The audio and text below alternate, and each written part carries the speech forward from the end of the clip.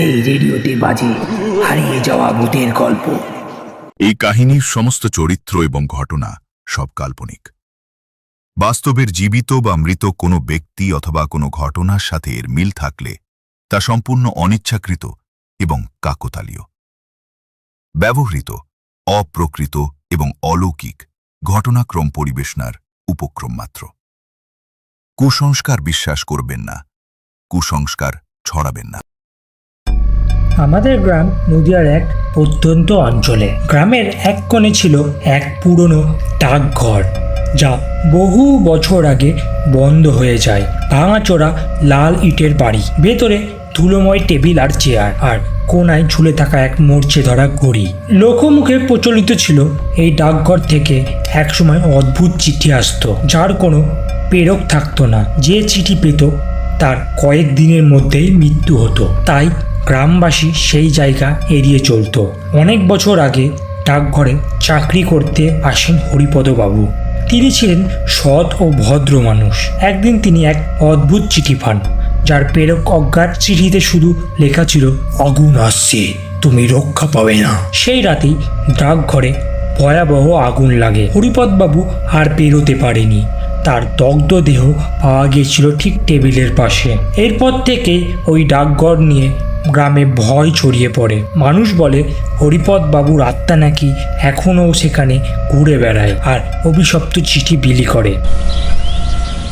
আমি তখন কলেজে পড়ি। ছুটিতে গ্রামে গিয়েছিলাম।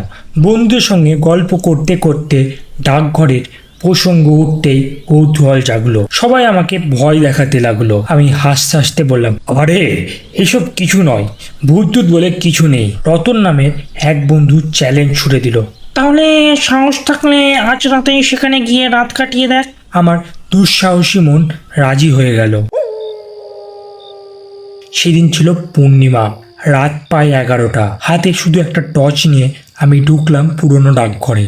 ভেতরে ঢুকতেই ভয়ানক নীরবতা। হঠাৎ শুনলাম ঘড়ির কাঁটা টিকটিক করছে, যেটা বহু বছর ধরে নাকি বন্ধ ছিল। আমি চমকে উঠলাম। ধুলো ধরা টেবিলের উপর দেখলাম একটা হলদে কাগজ রাখা। টর্চ ফেলে দেখি ওটা একটা চিঠি।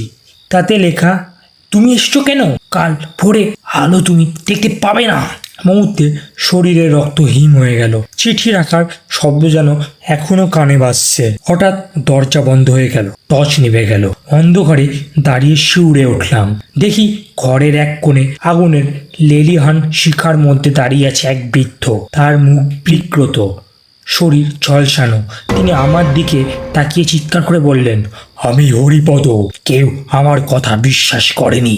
আজও আমি মুক্তি পাইনি, তুইও মরবি। চারিপাশে আগুনের গন্ধ, কাশির শব্দ আর ভয়ঙ্কর হাসি। আমি দরজা দিয়ে দৌড় দিলাম। দরজা খুলেই বাইরে বেড়াতে দেখি চারিপাশ শান্ত। আকাশে চাঁদের আলো দেখা যাচ্ছে, কিন্তু হাতে শক্ত করে ধরে আসছে সেই অভিশপ্ত চিঠি। পরের দিন ভোরে গ্রামে ফিরে আসতেই সবাই আমাকে দেখে স্তব্ধ। আমার মুখ ফ্যাসফ্যাসে, হাতে সেই চিঠি। আমি ঘটনা বলতে গিয়েও ভাষা খুঁজে পাইনি। গ্রামের বৃদ্ধরা বলল, দেখলি গো, হরিপদ এখনো শান্তি পায়নি। ওই জায়গা থেকে দূরে থাকিস সবাই। আজও গ্রামে রাত হলে কেউ সেই ডাকঘরের দিকে যায় না। মাঝে মাঝে কেউ বলে ভাঙা জানলা দিয়ে আলো জ্বলে। আবার কারো কারো কানে আসে ডাক পিয়নের বাঁশির শব্দ।